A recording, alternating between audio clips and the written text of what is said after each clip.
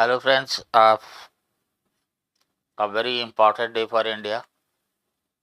Yesterday, of course, uh, we have a new president. We have a new president who's a lady, who's a tribal, who's from Jharkhand,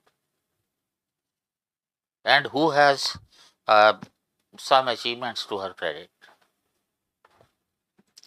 Uh, Today, I was expecting that all the newspapers will carry articles on her, uh, but hardly.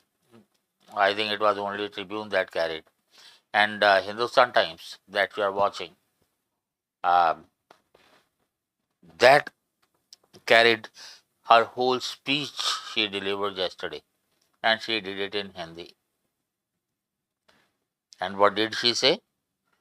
She starts with Johar Namaskar, a typical way to greet in Jharkhand, the tribal belt. Jai Johar or Johar Namaskar. She has kept her identity alive. And n number of things she said. I'll just uh, pinpoint only some of them.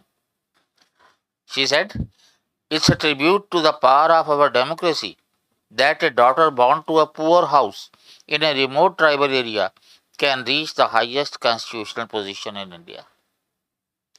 I think it is the beauty of Indian democracy only. Nowhere else in the world. You have a PM who rose to that level, and now you have a president, honorable president. And she says, and it's a matter of great satisfaction for me that those who have been deprived for centuries and those who have been denied the benefits of development, those poor, downtrodden, backward, and tribals are seeing their reflection in me. This is very important. Uh, Once you associate yourself with somebody, with a particular figure, with an image, with a person, your aspirations start telling with the personality. And if the way she says, if it happens, definitely we are going to see a sea change in tribal situation. Then she named some of the women in the freedom struggle: Rani Lakshmibai, Rani Velu Nachiyar, Rani Gulju, Rani Chanamma, and then tribals from Santhal Revolution, Paika Revolution to Coal Revolution, Bhil Revolution. All these revolutions had strengthened the tribal contribution in the freedom struggle. But the irony is that in our freedom struggle, in our history of freedom struggle, we are treating in a very shabby manner the contribution of tribals and also the contribution of women, including tribal women. I think the times may change. The international community has high hopes from India for ensuring global economic stability, ease of supply chain, and peace. I've been telling you that this is the time when India can prove her greatness. It's the time when we can show the light to the world, and it's a time when we should think judiciously to look for our right place in the world history and geography and polity and everywhere. Our Rever Atalji used to say that when the youth of the country progress, they not only create their own destiny but also shape the fate of the country. I'll add further: youth, particularly women, men in their 20s, and women, youth as a whole. If any change has to be brought in, these two categories have to play a very significant role. Today, when the world is talking about sustainable planet, the role of India's ancient traditions and sustainable lifestyle becomes more important. Now, this is what we have to realize. We know about ourselves only from what British have told us. We have never seriously attempted to explore our own past, and the time has come. And the things are changing. I was born in the tribal tradition which has lived in harmony with the nature for thousands of years, and I have realized the importance of forests and water bodies in my life. We take necessary resources from the nature and serve nature with equal reverence.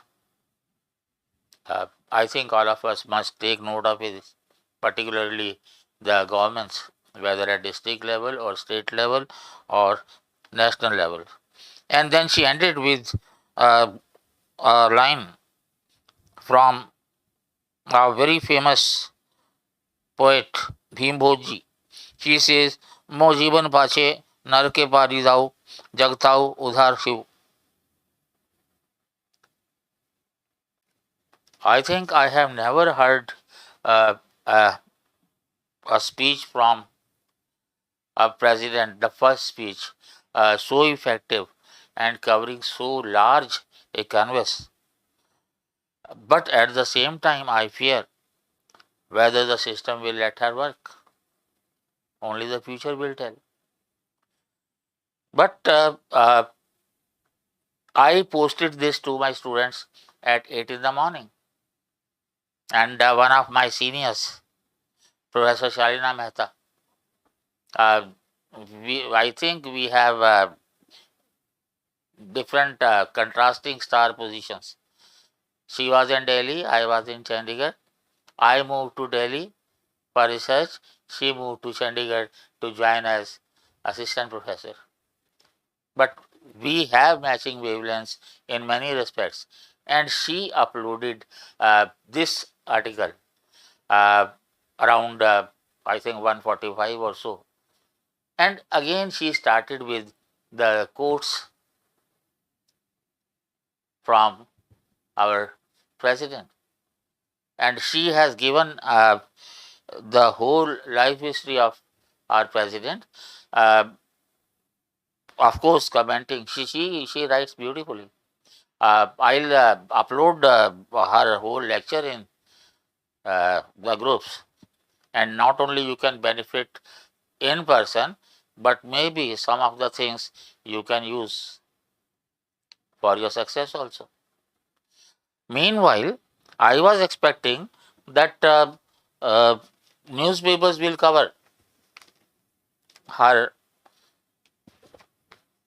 the president's articles or views or address to the president the way she has addressed, but I found only one by Vapala Chandran, ex Special Secretary, Cabinet Secretariat, and it came in the Tribune. And the caption is, "How to Celebrate President Dropsy's Election." He has talked about a very important report in 2008. The report was Development Challenges in Extremist Affected Areas. And he has highlighted what were the recommendations given and how these were not fulfilled.